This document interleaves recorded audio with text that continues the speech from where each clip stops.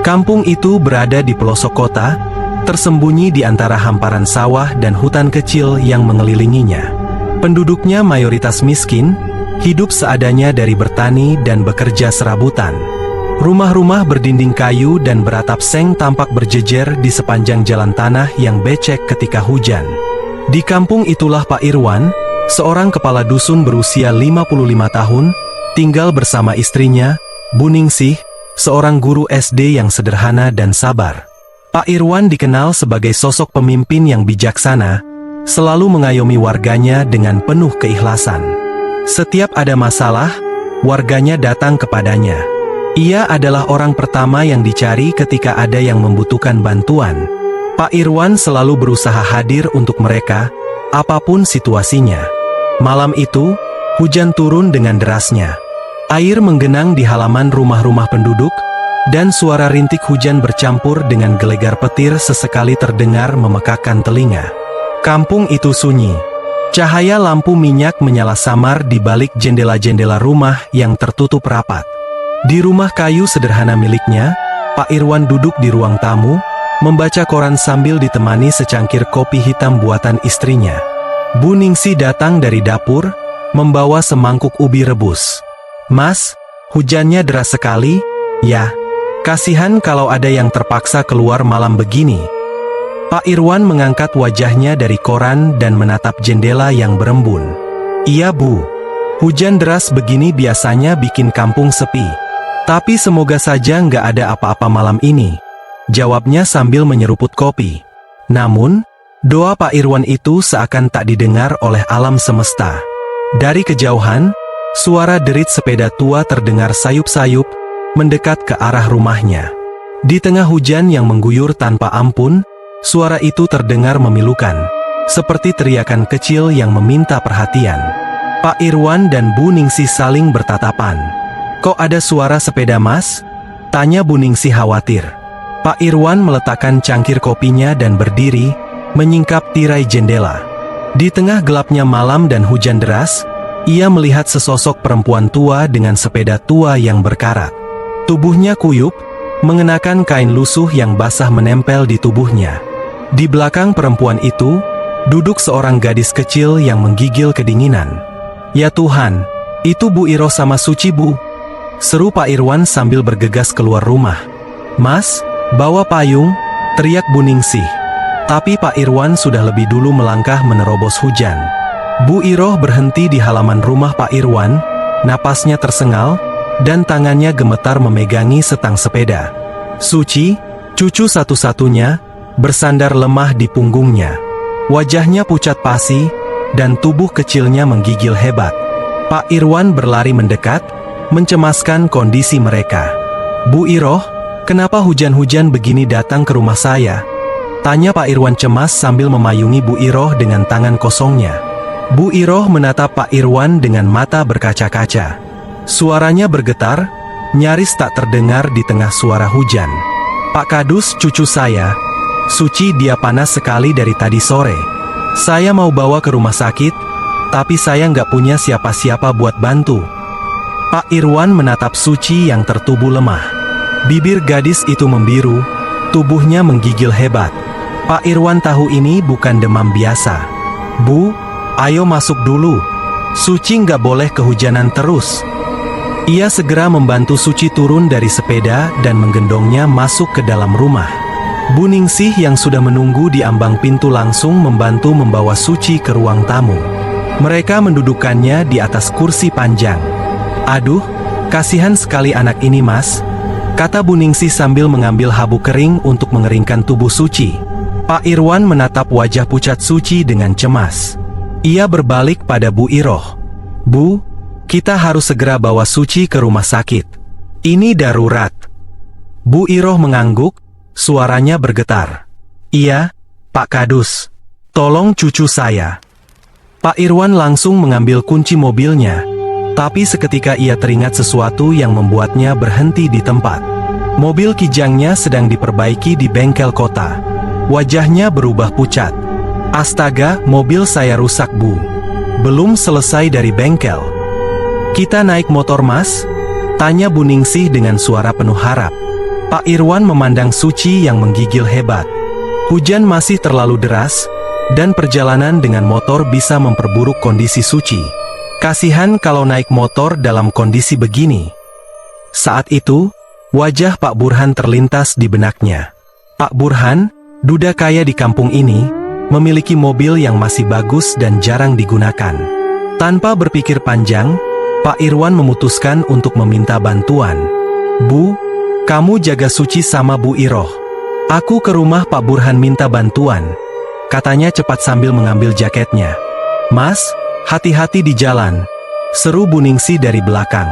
Pak Irwan bergegas keluar rumah, naik motor menembus hujan deras menuju rumah Pak Burhan, membawa harapan tipis untuk menyelamatkan nyawa Suci. Namun, di tengah kegelapan malam itu, ia tidak tahu bahwa tragedi besar sedang menanti kampung kecil mereka. Hujan deras masih terus mengguyur tanpa henti, seperti menambah berat malam itu. Pak Irwan melajukan motor tuanya dengan sekencang mungkin menembus derasnya air yang turun dari langit. Jaketnya basah kuyup, dan sepatu bututnya memercikkan lumpur di sepanjang jalan tanah yang licin. Napasnya tersengal, tapi ia tidak peduli.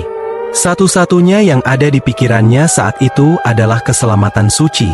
Rumah Pak Burhan, yang terletak di ujung kampung, tampak berdiri megah dibandingkan dengan rumah-rumah lainnya.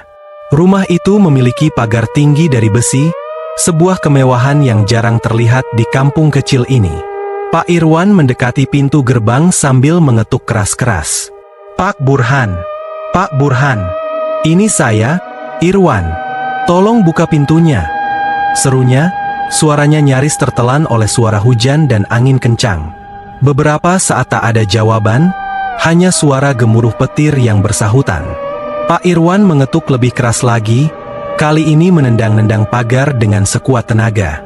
Akhirnya, dari dalam rumah terlihat lampu yang menyala, lalu pintu depan terbuka perlahan. Pak Burhan muncul di ambang pintu, mengenakan sarung dan kaos oblong, dengan wajah masam yang terlihat tak senang diganggu malam-malam. Ia berjalan ke arah pagar dengan langkah malas, membawa payung kecil. Ketika melihat Pak Irwan yang basah kuyup berdiri di depan gerbang, ia mendesah panjang. Pak Kadus, ada apa malam-malam begini? Hujan-hujan lagi, katanya ketus, sambil membuka pintu pagar tanpa mempersilakan Pak Irwan masuk. Pak Irwan mengabaikan nada bicara Pak Burhan yang dingin. Dengan cepat ia menjelaskan situasinya. Pak Burhan, saya butuh bantuan. Suci, cucunya Bu Iroh, sedang sakit keras. Panas badannya tinggi sekali. Kami harus membawanya ke rumah sakit sekarang juga. Mobil saya sedang di bengkel. Saya mohon, Pak Burhan, pinjamkan mobil Anda. Ini darurat. Pak Burhan mengerutkan kening. Ia menyandarkan tubuhnya di pintu pagar, memandang Pak Irwan dari atas ke bawah dengan ekspresi tidak peduli. Sakit? Penyakit apa? Jangan-jangan menular lagi? Ucapnya dingin. Pak Irwan menghela napas panjang, menahan diri agar tidak emosi. Pak Burhan, ini soal nyawa anak kecil. Suci sudah menggigil dan pucat. Kalau tidak segera dibawa ke rumah sakit, saya khawatir dia tidak akan selamat. Tolong Pak. Namun, Pak Burhan mengangkat tangan seolah ingin menghentikan pembicaraan. Maaf Pak Kadus, mobil saya ini barang mahal. Saya tidak pernah pakai mobil saya untuk ngangkut orang sakit. Kalau nanti kursinya kena penyakit atau baunya nggak hilang gimana? Katanya dengan nada datar, seolah itu adalah hal yang masuk akal. Mata Pak Irwan membelalak. Ia tidak percaya dengan apa yang baru saja didengarnya. Pak Burhan tidak serius kan? Ini soal kemanusiaan. Ini soal nyawa. Saya mohon sekali lagi. Pak Burhan menggeleng, menyilangkan tangan di depan dada. Saya tidak bisa, Pak Kadus. Cari saja yang lain. Lagi pula, hujan begini berbahaya kalau bawa mobil. Saya nggak mau ambil risiko. Sekarang maaf, saya mau istirahat. Tanpa menunggu jawaban, Pak Burhan menutup pagar dengan keras, meninggalkan Pak Irwan yang tertegun di tempat. Hati Pak Irwan berkecamuk antara marah, kecewa, dan tak percaya. Ia berdiri di sana beberapa saat, berharap Pak Burhan akan berubah pikiran dan kembali keluar. Tapi, tidak ada tanda-tanda itu. Lampu rumah Pak Burhan pun mati, meninggalkan kegelapan dan suara hujan yang terus mengguyur. Pak Irwan mendesah panjang, lalu berbalik dan berjalan pulang. Pikirannya kacau. Astagfirullah, kenapa ada orang seperti itu? Gumamnya dalam hati. Setibanya di rumah, ia mendapati Bu Ningsih sedang membalut tubuh Suci dengan kain tebal. Sementara Bu Iroh duduk di sudut ruangan, menatap cucunya dengan penuh kecemasan. Ketika melihat Pak Irwan kembali tanpa mobil, wajah Bu Iroh langsung berubah panik. "Pak Kadus mobilnya?" tanya Bu Iroh dengan suara gemetar. Pak Irwan menggeleng pelan, lalu duduk di dekat mereka. "Maaf, Bu Iroh, Pak Burhan tidak mau membantu." Mata Bu Iroh membesar, tidak percaya dengan apa yang didengarnya. "Dia tidak mau membantu? Kenapa, Pak?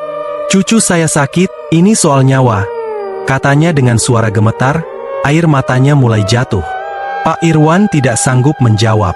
Ia hanya bisa menubuh, menahan rasa marah dan sedih yang bercampur aduk. Bu Ningsih mencoba menenangkan Bu Iroh. "Bu, kita cari cara lain. Mas Irwan pasti ada solusinya." Pak Irwan mengangguk, lalu mengingat salah satu pemuda di kampungnya yang sering membantu warga. Namanya Udin, seorang pemuda sederhana yang sehari-harinya bekerja sebagai buruh tani. Meski tidak punya mobil, Udin dikenal sebagai orang yang ringan tangan. "Bu Iroh, saya akan minta tolong Udin. Kita akan pakai motornya untuk mengantar Suci," kata Pak Irwan dengan nada mantap. Bu Iroh hanya bisa mengangguk sambil menangis, sementara Bu Ningsih memegangi tangan Suci yang masih menggigil. Tanpa membuang waktu, Pak Irwan bergegas ke rumah Udin yang tidak jauh dari situ. Meski hujan deras, Udin tidak berpikir dua kali untuk membantu ketika Pak Irwan menjelaskan situasinya. Dalam waktu singkat, mereka sudah bersiap di depan rumah Pak Irwan dengan motor Udin. Pak Irwan duduk di bagian belakang, memegangi tubuh Suci yang lemah. Di tengah, Suci bersandar lemah pada Udin yang duduk di depan mengendarai motor. Bu Iroh berdiri di teras, memandang kepergian mereka dengan hati yang berat. "Hati-hati di jalan, Pak Kadus, selamatkan cucu saya. Tolong," katanya dengan suara lirih. Pak Irwan hanya bisa mengangguk. "Doakan kami, Bu Iroh." Hujan deras dan gelap malam tidak menyurutkan semangat mereka. Namun, takdir sudah menentukan jalan lain untuk Suci. Apa yang dimulai sebagai perjuangan menyelamatkan nyawa berubah menjadi tragedi besar yang mengguncang kampung kecil itu. Hujan semakin deras, seolah langit sedang melampiaskan seluruh amarahnya malam itu. Pak Irwan duduk di atas motor Udin dengan Suci yang terbaring lemah di tengah. Tubuhnya bersandar di punggung Udin. Suhu tubuh Suci terasa panas seperti bara api, bahkan melalui kain tebal yang membungkus tubuhnya. "Udin, pelan-pelan tapi pasti ya. Jangan terlalu cepat. Jalan licin, kita nggak boleh tergelincir," ujar Pak Irwan, suaranya penuh kekhawatiran. "Iya Pak, tenang saja. Saya pegang Suci biar dia nggak jatuh," jawab Udin mantap sambil memutar gas motornya perlahan. Hujan menampar wajah mereka, dinginnya menggigit hingga ke tulang. Jalanan tanah yang berubah menjadi lumpur membuat motor Udin berguncang-guncang hebat. Seolah setiap langkah menuju rumah sakit menjadi pertarungan dengan alam. Tapi mereka terus melaju. Suci sesekali mengerang pelan, tubuhnya menggigil meskipun sudah dibalut dengan kain tebal. "Tahan nak, kita sebentar lagi sampai," bisik Pak Irwan di telinga Suci, meski dalam hatinya ia tidak yakin seberapa jauh lagi mereka harus menempuh perjalanan. Setelah melewati beberapa rumah warga yang berjajar di pinggir jalan kampung, lampu-lampu mulai meredup. Jalanan menjadi semakin gelap, hanya disinari oleh lampu motor yang kecil. Udin mengerutkan kening sambil memperhatikan jalan di depannya yang makin sulit dilewati. "Pak Kadus, jalannya licin banget. Kita harus lebih hati-hati," katanya sambil memperlambat laju motor. "Iya Din, saya percaya sama kamu. Yang penting kita terus jalan," balas Pak Irwan sambil memegangi tubuh Suci yang terasa semakin lemas. Tapi takdir sudah menulis cerita lain untuk malam itu. Ketika mereka tiba di sebuah tikungan tajam yang dikelilingi pepohonan lebat, tubuh Suci tiba-tiba terkulai lemas. Pak Irwan yang memeganginya segera panik. "Udin, berhenti sebentar, berhenti," seru Pak Irwan sambil mengguncang tubuh Suci dengan lembut. Udin segera menghentikan motornya di tepi jalan. Ia berbalik untuk melihat apa yang terjadi, sementara Pak Irwan menurunkan Suci dengan hati-hati ke pangkuannya. Tubuh gadis itu sudah tidak menggigil lagi, tetapi malah terasa dingin. Suci, bangun nak. Kita sudah hampir sampai di rumah sakit. Bangun Suci, Pak Irwan memanggil dengan suara parau, mengguncang tubuh Suci dengan harapan ia memberikan respons. Namun, tidak ada jawaban, tidak ada gerakan, tidak ada tanda kehidupan. "Pak, dia..." Suara Udin gemetar, tak sanggup menyelesaikan kalimatnya. Pak Irwan menempelkan telinganya ke dada Suci, mencari denyut jantung yang bahkan tidak terdengar. Tangannya yang gemetar mencoba memeriksa pernapasan gadis itu, tetapi tidak ada hembusan udara yang keluar dari hidungnya. "Astagfirullah. Suci, jangan seperti ini nak. Bangun, tolong," teriak Pak Irwan. Air matanya mulai membasahi wajahnya yang sudah penuh dengan air hujan. Udin hanya bisa terpaku, tidak tahu harus berbuat apa. Ia menubuh dalam diam, matanya menatap tubuh Suci yang terkulai di pangkuan Pak Irwan. "Pak Kadus, apa kita harus lanjut ke rumah sakit? Mungkin mereka masih bisa?"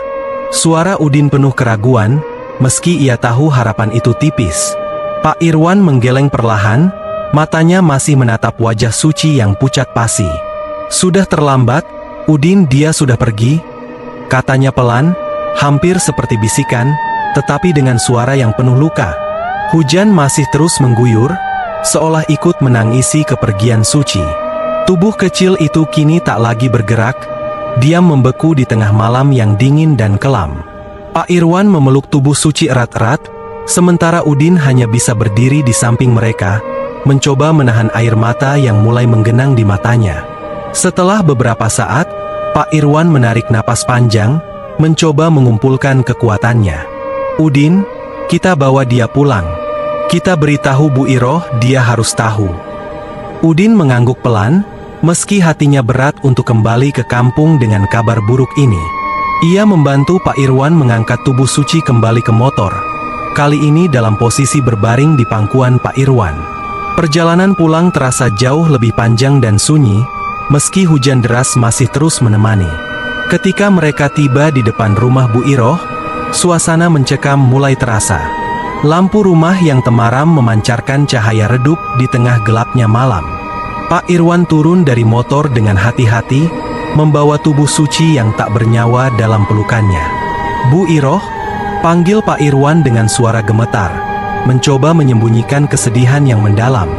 Bu Iroh yang sedang duduk di kursi bambu di dalam rumah segera bangkit ketika mendengar suaranya. Ia berlari kecil ke depan pintu, dan seketika wajahnya berubah pucat ketika melihat tubuh cucunya yang terkulai di tangan Pak Irwan. "Suci? Ada apa dengan Suci, Pak Kadus?"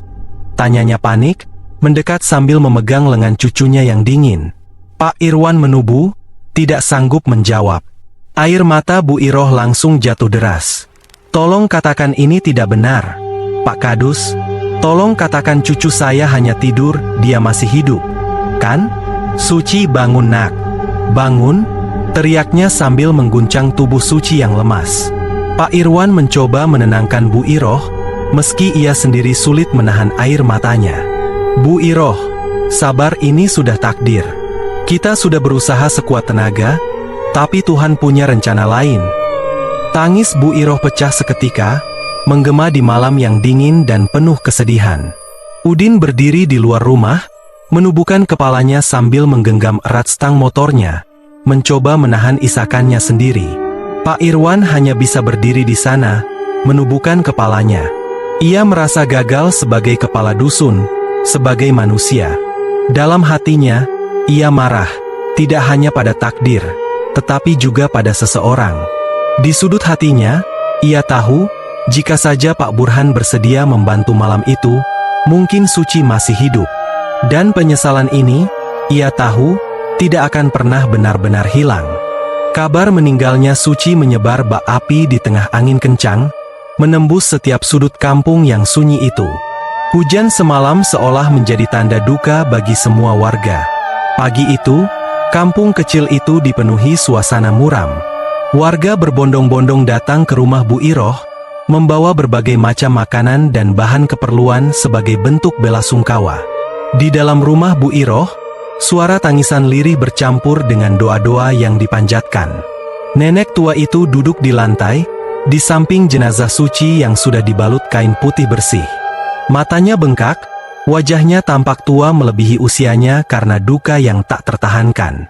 Beberapa ibu-ibu mencoba menenangkan Bu Iroh dengan memeluk dan mengusap punggungnya. "Sabar ya Bu. Suci sudah tenang di sana," kata seorang ibu sambil menahan tangis. Bu Iroh hanya bisa mengangguk pelan. Suaranya parau ketika ia bicara. Dia anak baik, nggak pernah rewel, nggak pernah bikin neneknya susah. Kalau saja malam itu ada yang bisa nolong. Suaranya tercekat, tidak sanggup melanjutkan. Sementara itu, di halaman rumah, warga berkumpul dalam kelompok kecil. Suasana duka itu bercampur dengan kemarahan yang tak tersampaikan. Para lelaki kampung berbicara dengan suara berbisik, tapi jelas nada geram terdengar dalam setiap kalimat mereka.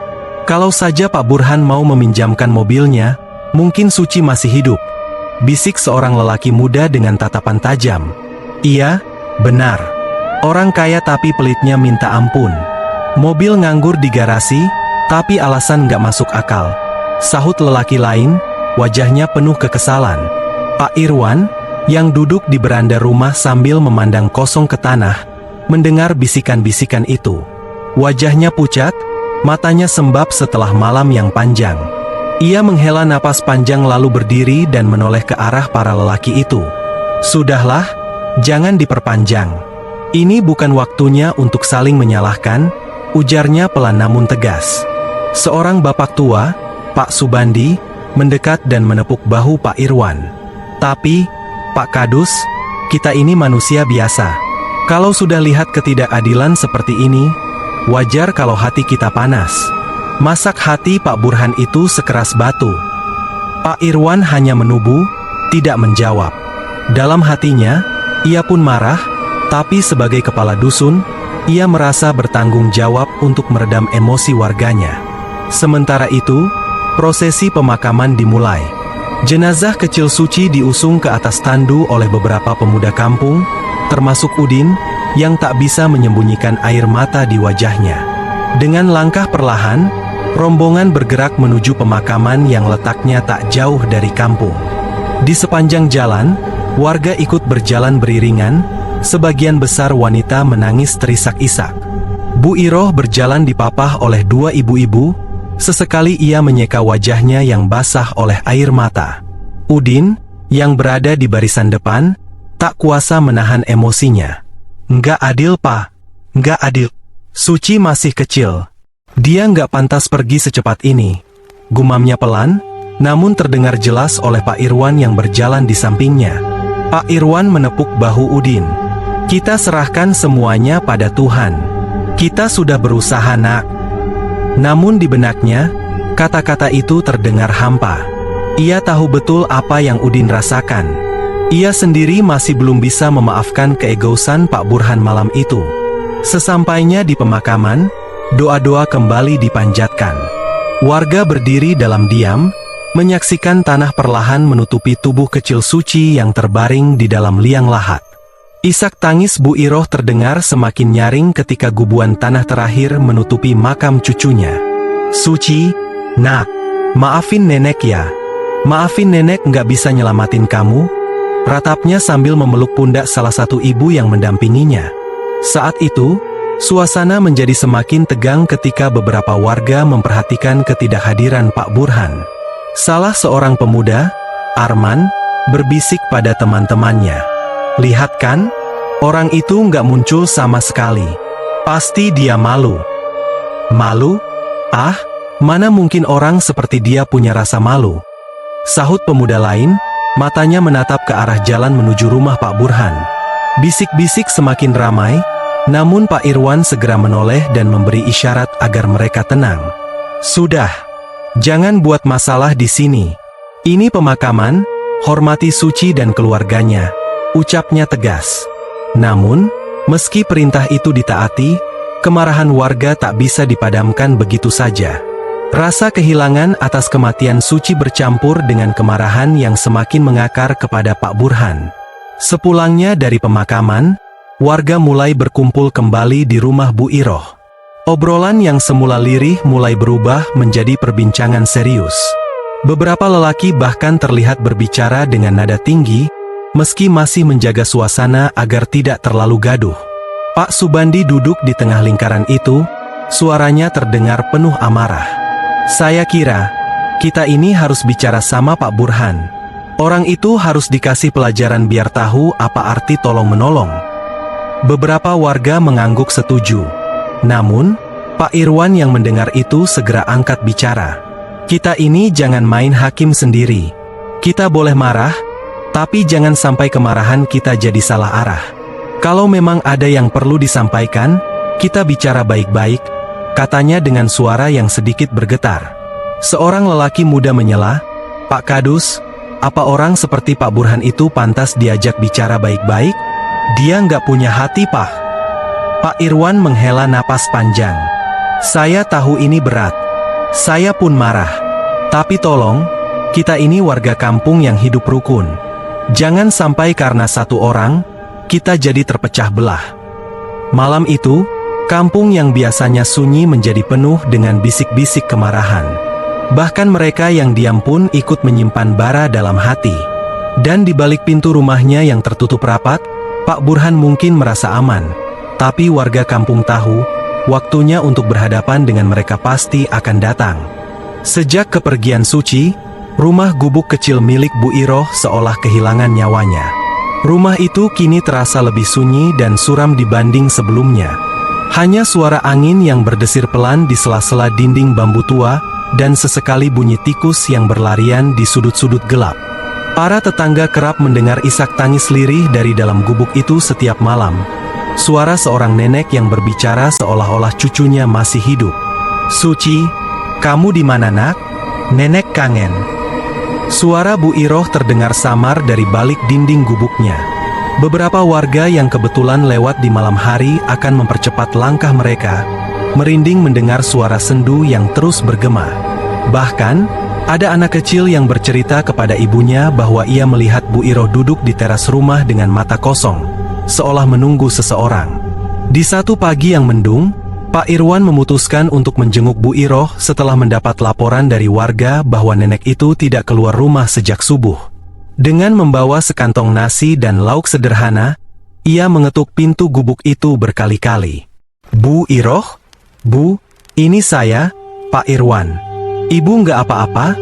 serunya sambil menempelkan telinganya ke daun pintu. Tak ada jawaban.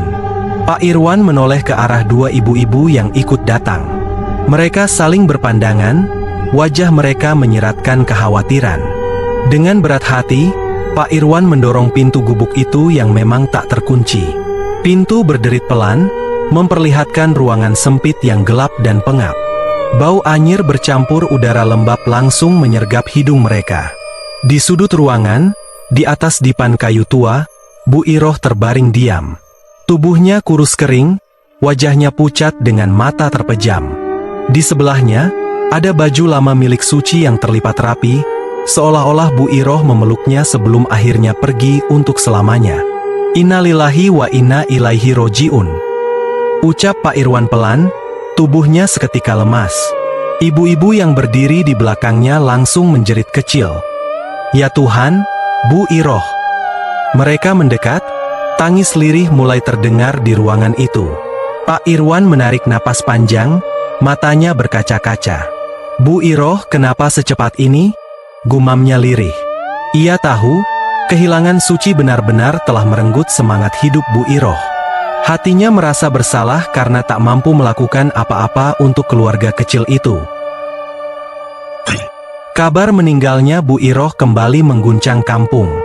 Warga berbondong-bondong datang ke gubuk kecil itu untuk membantu mempersiapkan pemakaman. Namun, kali ini, suasana lebih mencekam. Beberapa warga mulai merasa ada sesuatu yang tak beres sejak kematian Suci. Di antara kerumunan, Udin berbicara pelan kepada teman-temannya. Aku nggak tahu kenapa, tapi rasanya sejak malam suci meninggal, kampung ini jadi beda. Kalian nggak ngerasa gitu? Arman, yang berdiri di sampingnya, mengangguk sambil berbisik. Iya Din, setiap malam aku sering dengar suara aneh. Kadang kayak ada yang nangis, kadang suara ketukan di pintu, tapi pas dicek nggak ada siapa-siapa. Seorang pemuda lain, Anto, menimpali dengan nada takut. Aku juga pernah lihat bayangan kecil lari di depan rumahku. Pas aku samperin, nggak ada apa-apa. Jangan-jangan itu Suci. Mereka bertiga langsung saling pandang dengan wajah pucat. Pembicaraan itu terhenti ketika Pak Irwan muncul di tengah kerumunan, mengajak semua warga untuk segera mengantar jenazah Bu Iroh ke pemakaman. Prosesi pemakaman Bu Iroh berjalan dengan lancar, meskipun awan mendung menutupi langit dan angin dingin berhembus menusuk tulang. Warga berdiri mengelilingi liang lahat, mengucapkan doa untuk nenek yang hidup dalam kesederhanaan dan meninggal dalam kesepian. Setelah tanah terakhir ditaburkan, suasana menjadi hening. Namun, ketika warga mulai beranjak pulang, suara kecil seperti anak-anak tertawa terdengar samar dari arah pemakaman. Udin yang masih berdiri di tepi makam langsung menoleh, bulu kuduknya berdiri. Dengar nggak tadi? Suara apa itu? Bisiknya pada Arman. Arman menggeleng cepat, meskipun wajahnya terlihat pucat. Udah Din, ayo pulang. Jangan mikir aneh-aneh. Namun, rasa takut itu terus menghantui warga kampung. Malam-malam berikutnya menjadi semakin mencekam. Beberapa warga mulai melaporkan kejadian aneh yang mereka alami. Seorang ibu bercerita bahwa ia mendengar suara langkah kecil berlarian di halaman rumahnya, padahal tak ada siapapun di sana. Sementara itu, Pak Burhan, yang masih belum pernah keluar rumah sejak malam suci meninggal, juga mulai merasakan keanehan. Di rumah mewahnya yang besar, ia sering mendengar suara ketukan di jendela kamarnya di tengah malam. Tok tok tok. Awalnya, ia mengabaikannya, mengira itu hanya ranting pohon yang tertiup angin. Namun, ketukan itu semakin lama semakin jelas, disertai suara lirih yang memanggil namanya. Pak Burhan, tolong.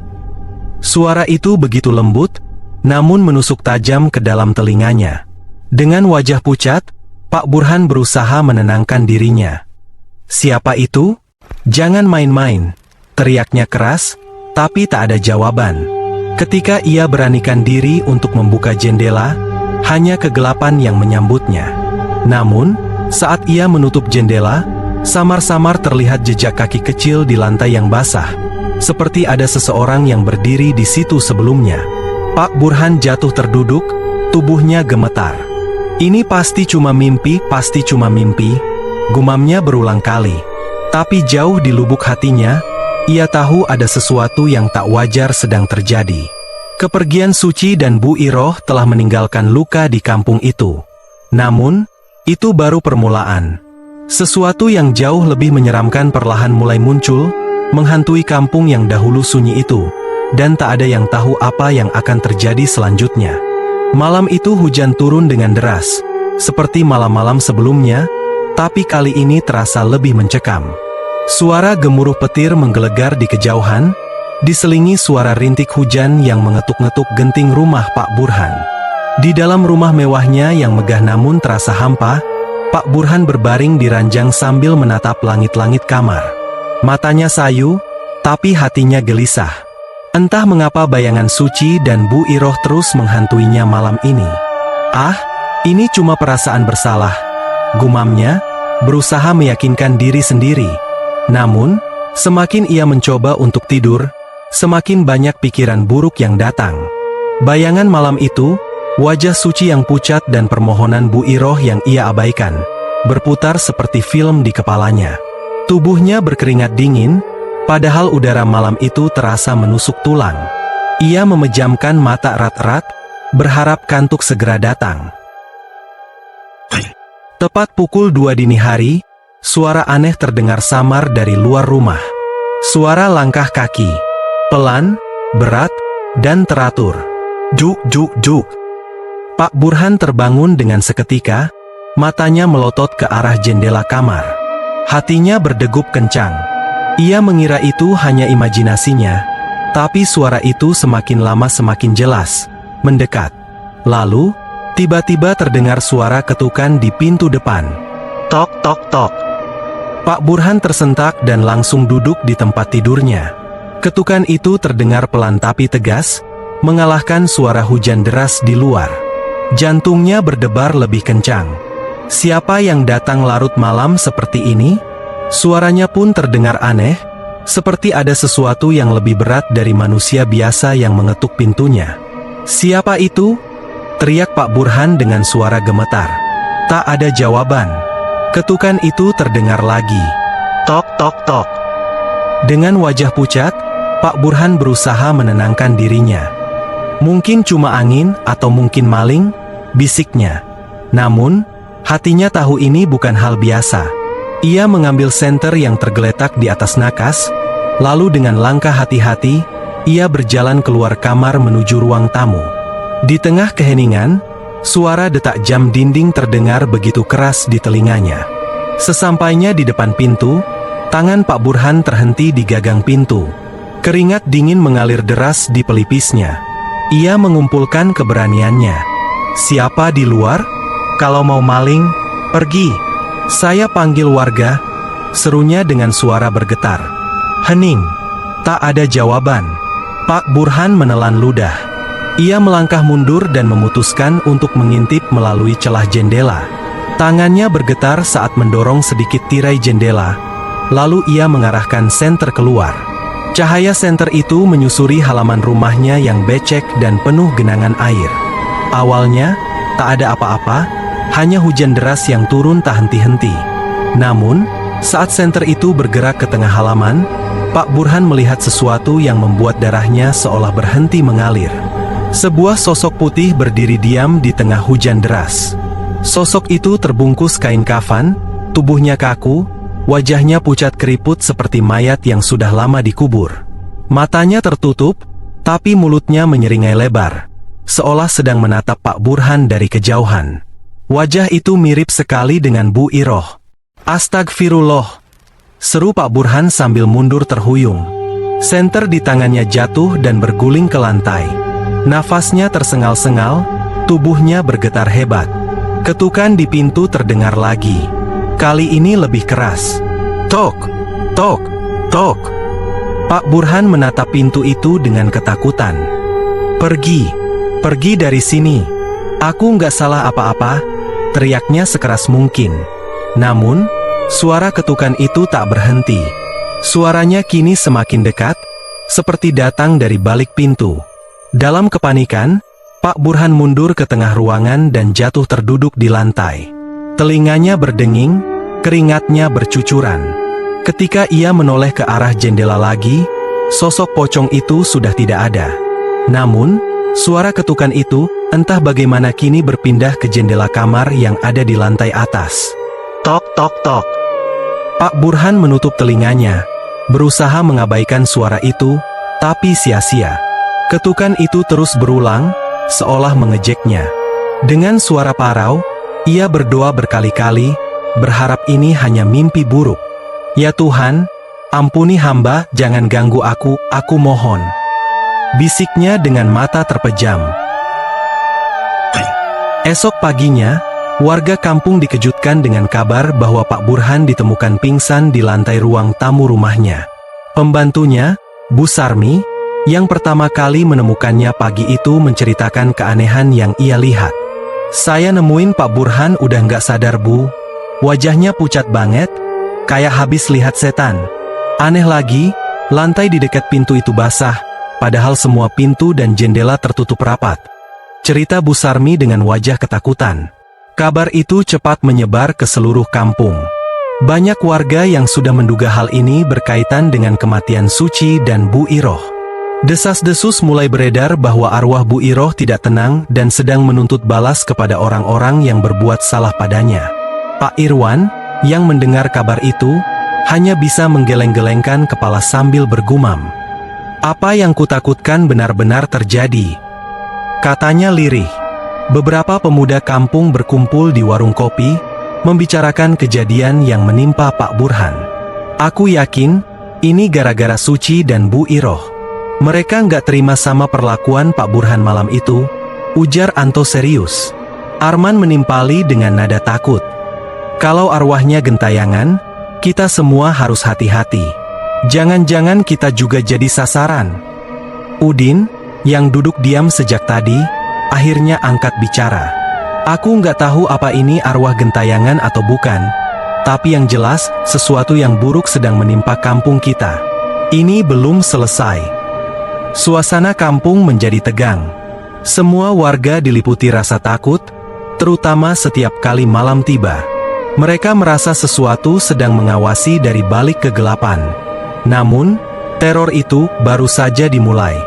Malam itu langit kembali kelam, seakan sedang menyimpan rahasia mengerikan. Hujan turun deras disertai angin kencang yang membuat pohon-pohon di halaman rumah Pak Burhan bergoyang liar. Di dalam rumah megah itu, Pak Burhan duduk sendirian di ruang tengah. Sejak kejadian malam pertama, tidur menjadi hal yang mustahil baginya. Wajahnya tampak kuyu, matanya cekung, dan tubuhnya gemetar setiap kali mendengar suara dari luar. Di tangan kanannya, sebuah gelas berisi kopi yang sudah dingin ia genggam erat. Sementara di meja, radio tua menyala pelan, memutar lagu keroncong dari masa lampau yang sayup-sayup terdengar seperti ratapan. Suara rintik hujan di luar semakin keras menghantam genting rumahnya, menciptakan suasana yang semakin mencekam. Pak Burhan menghembuskan napas panjang sambil memandangi pintu depan yang terkunci rapat. Wajahnya dipenuhi ketakutan, meskipun ia berusaha keras menyangkal bahwa sesuatu yang menyeramkan sedang mengikutinya. Ini cuma sugesti, cuma pikiran buruk saja, gumamnya pelan, lebih kepada dirinya sendiri. Namun, ketenangan yang berusaha ia ciptakan runtuh dalam sekejap. Tiba-tiba, suara tangis lirih terdengar dari sudut ruangan. Suara itu samar, terdengar seperti milik seorang anak perempuan. "Kakek, tolong aku." Suara itu terdengar begitu jelas, membuat Pak Burhan mematung. Jantungnya berdegup kencang. Ia memandang ke sekeliling ruangan dengan mata terbelalak. Napasnya memburu, dan keringat dingin mulai membasahi dahinya. "Siapa itu?" Suaranya bergetar, nyaris tak terdengar. Hening. Tidak ada jawaban. Hanya suara hujan yang memukul kaca jendela dengan deras. Tapi suara itu kembali terdengar, kali ini lebih jelas dan lebih dekat. "Kakek, tolong aku." "Dingin, kek." Pak Burhan tersentak. Dengan tangan gemetar, ia mengambil senter yang ada di atas meja dan berdiri. Kakinya terasa lemas, namun ia memaksakan diri untuk melangkah menuju pintu ruang tamu. "Bukan, ini cuma mimpi," bisiknya, berusaha menenangkan diri. Perlahan, tangannya menyentuh gagang pintu, tapi ia tak berani membukanya. Nafasnya semakin berat. Di sela-sela ketakutan itu, telinganya menangkap sesuatu yang lebih mengerikan. Suara langkah kaki kecil, basah, menyeret di lantai marmernya. Tap, tap, tap. Pak Burhan memutar tubuhnya, dan di sanalah ia melihatnya. Sosok seorang anak perempuan berdiri kaku di tengah ruangan. Tubuhnya basah kuyup, pakaiannya adalah seragam SMP berwarna biru putih yang kusam dan lusuh. Rambutnya panjang menutupi sebagian wajahnya yang pucat pasi. Tetesan air jatuh dari ujung rambutnya ke lantai, membentuk genangan kecil. "Ya Tuhan," bisik Pak Burhan dengan suara tercekat. Anak perempuan itu mengangkat wajahnya perlahan, memperlihatkan matanya yang kosong dan bibir membiru. Itu Suci. Tak salah lagi. Wajah cucu Bu Iroh itu mirip seperti ketika ia pertama kali datang meminta tolong malam itu. Pucat, basah, dan lemah. "Suci?" Suara Pak Burhan tercekat di tenggorokan. Tubuhnya kaku, kakinya tak bisa digerakkan. Suci menatapnya dengan mata sayu. Lalu, dengan suara lirih, ia kembali berkata, "Kakek dingin, tolong aku." Tubuh Pak Burhan merinding hebat. Ia berusaha mundur, tapi kakinya seperti tertanam di lantai. Sosok Suci itu melangkah pelan ke arahnya. Langkahnya berat dan menyeret, menciptakan suara yang menggema di ruang tamu yang luas itu. "Suci, maafkan kakek, bukan salah kakek."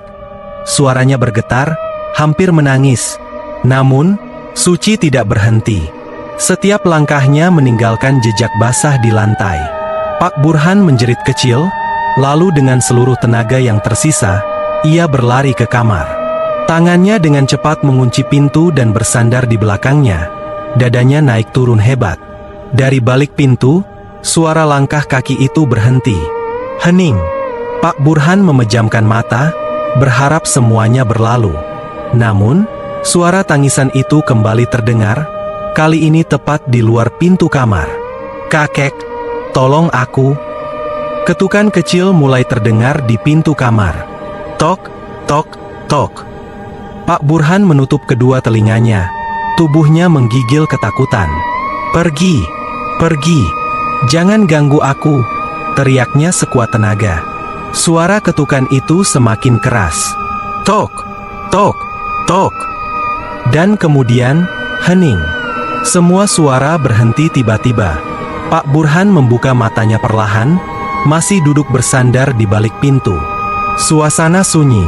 Hanya suara hujan di luar yang terdengar samar. Ia menghela napas panjang dan mencoba menenangkan dirinya. Mungkin semuanya sudah berlalu. Tapi saat ia berbalik, matanya membelalak lebar. Sosok Suci kini sudah berdiri tepat di belakangnya. Basah kuyup, menatapnya dengan mata kosong. "Kakek, kenapa nggak tolong aku?" Suara itu terdengar menyayat hati. Pak Burhan berteriak sekencang-kencangnya, lalu jatuh pingsan di lantai. Keesokan harinya, Bu Sarmi kembali menemukan majikannya tak sadarkan diri di dalam kamar. Kali ini, wajah Pak Burhan lebih pucat dari sebelumnya, dan lantai kamar penuh jejak kaki kecil basah yang berujung di depan pintu. Desas-desus tentang kejadian ini menyebar cepat di kampung. Banyak warga yang mulai takut keluar rumah saat malam tiba. Mereka percaya bahwa arwah Suci benar-benar gentayangan dan menuntut keadilan. Pak Irwan yang mendengar kejadian itu hanya bisa menghela napas berat. "Sudah kubilang, apa yang kita tanam, itu yang akan kita tuai," ujarnya pelan. Sejak malam itu, kehidupan Pak Burhan berubah selamanya. Setiap malam, ketakutan menggerogoti dirinya. Teror yang datang tak lagi bisa dijelaskan dengan akal sehat. Hujan, yang selalu menjadi teman malamnya, kini terasa seperti sesuatu yang penuh ancaman. Seperti suara yang membawa kesakitan. Di luar rumahnya, hujan terus mengguyur, dan langit yang gelap tampak seolah memendam kemarahan. Setiap detik terasa seperti siksaan, tak ada tempat yang aman, tak ada tempat untuk bersembunyi.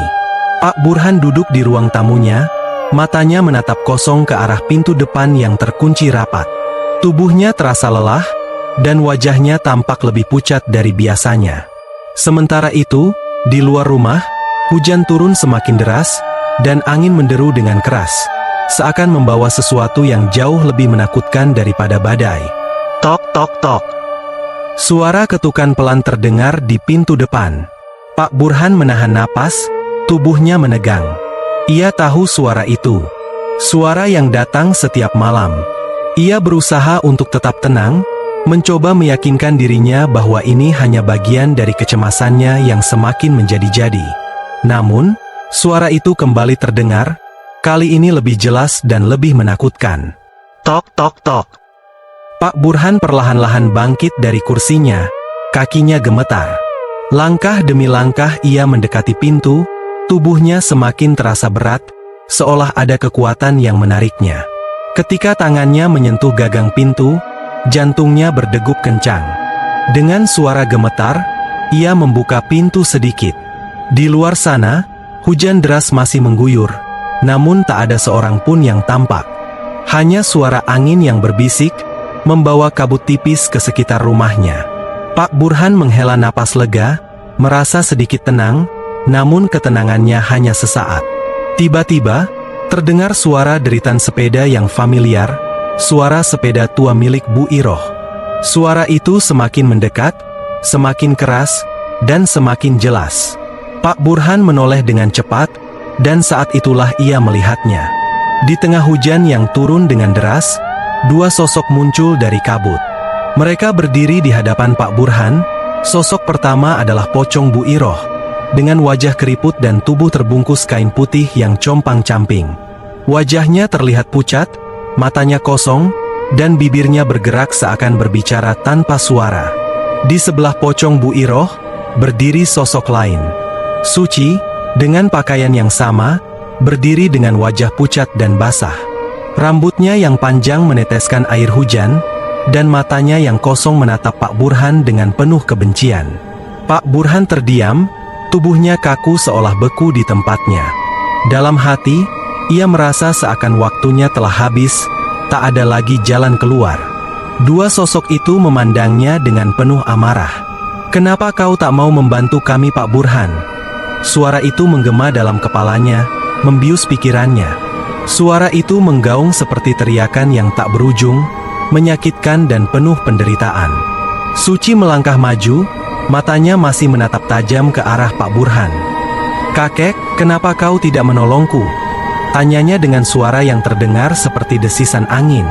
Pak Burhan merasakan tubuhnya semakin lemah, napasnya semakin sesak. Keringat dingin bercucuran di dahinya, dan ia jatuh terduduk di lantai, tangannya terangkat dengan gemetar mencoba meraih udara. Ia tak bisa menggerakkan tubuhnya. Ketakutan yang luar biasa menguasai dirinya. Ada rasa bersalah yang sangat dalam, tapi tak ada cara untuk memperbaiki semuanya. Semua yang terjadi sudah terlambat. "Maafkan aku," ucapnya dengan suara serak. "Maafkan aku Suci, Bu Iroh." Namun, suara itu tidak berhenti. "Kenapa kau biarkan kami mati, Pak Burhan?" teriak suara itu, bergema lebih keras dari sebelumnya. Suci melangkah semakin dekat, dan Bu Iroh juga bergerak maju. Kedua sosok itu datang mengelilingi Pak Burhan yang kini terbaring lemah di lantai. Pak Burhan merasa seakan tenggelam dalam ketakutan yang luar biasa. Setiap kata, setiap tatapan yang diberikan Suci dan Bu Iroh, seperti menusuk jantungnya. Begitu dalam, begitu menyakitkan. Tanpa bisa mengelak, ia merasakan tubuhnya semakin melemah. Semua yang ia lakukan, semua penolakannya, kini berbalik menjadi hukuman yang mengerikan. "Kakek!" Suara Suci melunak, namun ada kedalaman penderitaan yang tak terungkapkan. "Tolong kami, kakek, kamu yang membuat kami terjebak di sini." Pak Burhan berusaha untuk mengangkat tubuhnya, namun rasa sakit yang luar biasa mencegahnya. Seperti ada sesuatu yang memegangnya, menahan gerakan tubuhnya. Di luar sana, hujan semakin deras, dan angin semakin kencang. Warga di kampung tidak tahu apa yang terjadi di rumah Pak Burhan malam itu. Mereka tetap hidup dengan cara mereka sendiri, tak peduli dengan apa yang terjadi di sekitar mereka. Pak Burhan terisak, tak ada satupun yang bisa ia lakukan. "Aku menyesal, aku sangat menyesal." Suaranya hampir tidak terdengar, namun rasanya seperti berteriak dalam hatinya. Namun, meskipun ada penyesalan yang mengalir deras dalam dirinya, Pak Burhan tahu bahwa tak ada lagi yang bisa ia lakukan untuk mengubah takdir yang sudah ditentukan. Waktu yang telah lewat tidak bisa diperbaiki. Dan dengan itu, ketakutan yang menggerogoti tubuhnya menjadi nyata, menguasai seluruh jiwanya. Ia merasakan sebuah kekuatan yang tak bisa ia lawan, sebuah penantian akan akhir yang akan datang tanpa ampun. "Pak Burhan!" Suara itu kembali terdengar, dan sebelum segala sesuatunya benar-benar gelap, Pak Burhan jatuh tak sadarkan diri, tenggelam dalam ketakutan yang tiada henti. Setelah berbulan-bulan hidup dalam ketakutan, Pak Burhan memutuskan untuk meninggalkan kampungnya. Warga yang dulu memandangnya dengan hormat kini hanya mengingatnya dengan bisik-bisik dan tatapan penuh kebencian. Ia merasa tidak ada lagi tempat yang aman untuknya di kampung itu. Rasa bersalah yang menggerogoti dirinya semakin berat, dan mimpi buruk yang datang setiap malam tak pernah berhenti. Dalam hatinya, ia merasa bahwa ia harus pergi, jauh, ke tempat yang tidak pernah dijangkau oleh arwah Bu Iroh dan Suci. Dengan berat hati, Pak Burhan menjual rumahnya yang sudah usang dan memutuskan untuk pindah ke kota. Ia menghubungi anak dan menantunya yang tinggal di sebuah apartemen kecil. Mereka menyambut kedatangannya dengan tangan terbuka, meskipun mereka tidak tahu seberapa besar beban yang dibawa oleh ayah mereka. "Ayah, kamu tidak usah khawatir. Kamu bisa tinggal di sini, jauh dari semua masalah itu," kata anaknya, Andi, saat ia menjemput Pak Burhan di stasiun kereta. Pak Burhan hanya mengangguk lemah, wajahnya penuh kecemasan. "Terima kasih nak. Aku hanya ingin tenang, jauh dari semuanya," ujarnya dengan suara bergetar. Namun, meskipun ia pindah ke kota dan meninggalkan kampungnya, ketakutan itu tidak pernah benar-benar pergi.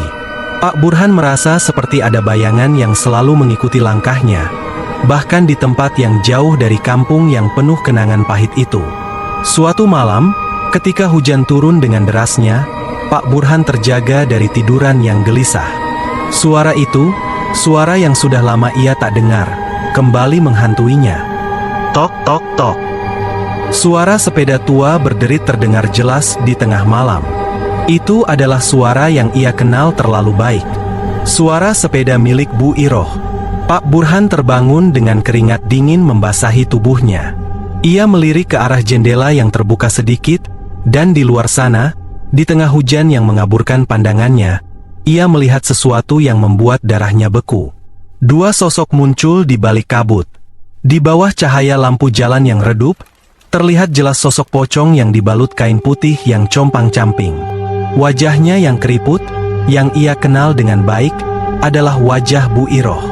Di samping pocong itu, berdiri sosok lain, Suci. Wajahnya yang pucat dan basah, dengan rambut panjang yang meneteskan air, menatap Pak Burhan dengan mata yang penuh amarah. Sosok mereka seakan tak terpengaruh oleh hujan, berdiri di luar rumahnya, menunggu dengan tatapan kosong yang penuh kebencian. Pak Burhan terdiam, tubuhnya kaku. Tidak mungkin," gumamnya dengan suara bergetar. Kalian tidak bisa mengikuti aku ke sini." Namun, suara itu kembali menggema di kepalanya, mengganggu pikirannya. "Kenapa kau lari, Pak Burhan? Kenapa kau tinggalkan kami?" Suara Suci terdengar seperti desisan angin yang melintasi celah-celah jendela. "Kamu tidak bisa melarikan diri dari dosa-dosamu, Pak Burhan." Hati Pak Burhan terasa terhimpit oleh penyesalan yang dalam. Ia mencoba menenangkan dirinya, tapi tubuhnya sudah gemetar hebat. "Tolong, jangan, aku sudah menyesal, aku sudah terlalu menyesal," ujarnya dengan suara yang hampir tak terdengar. Tapi teror itu tidak berhenti. Pocong Bu Iroh dan Suci terus berdiri di sana, menunggu. Suara ketukan pintu kembali terdengar. Tok, tok, tok. Seakan menghujam langsung ke dalam jantung Pak Burhan. Ia merasa seperti berada di dalam mimpi buruk yang tak akan pernah berakhir. Pak Burhan mencoba menutup mata, berharap bahwa semua ini hanya ilusi. Namun kenyataannya tetap sama. "Aku sudah lari sejauh ini, kenapa kalian terus mengikuti aku?" teriak Pak Burhan, suaranya pecah karena ketakutan yang luar biasa. Suci melangkah maju, wajahnya tampak semakin dekat. "Karena kau adalah penyebab kami terperangkap di sini, Pak Burhan," jawabnya dengan suara yang mengerikan, penuh penderitaan. "Kami tidak akan pernah bisa tenang selama kau masih hidup." Pak Burhan merasa tubuhnya semakin lemah, tak mampu melawan rasa takut yang begitu mendalam. Dengan tubuh yang lunglai, ia jatuh terduduk di samping tempat tidurnya. Wajahnya penuh keringat dan air mata, namun ia tak bisa berbuat apa-apa lagi. "Aku menyesal, maafkan aku," ucapnya, meskipun ia tahu kata-kata itu tak akan pernah mengubah apa yang telah terjadi. Ketika Pak Burhan mengangkat kepalanya, sosok Bu Iroh dan Suci sudah menghilang, namun suara mereka terus bergema di kepalanya, membuatnya merasa seolah-olah terperangkap dalam lingkaran penderitaan yang tak berujung. Malam itu, teror tidak berhenti. Pak Burhan tahu bahwa meskipun ia telah melarikan diri sejauh ini, dosa dan keegoisannya tetap mengejarnya. Tak ada tempat yang aman baginya. Seperti halnya semua perbuatannya yang kejam dan tidak peduli, ketakutannya kini menjadi bayangan yang selalu mengikutinya.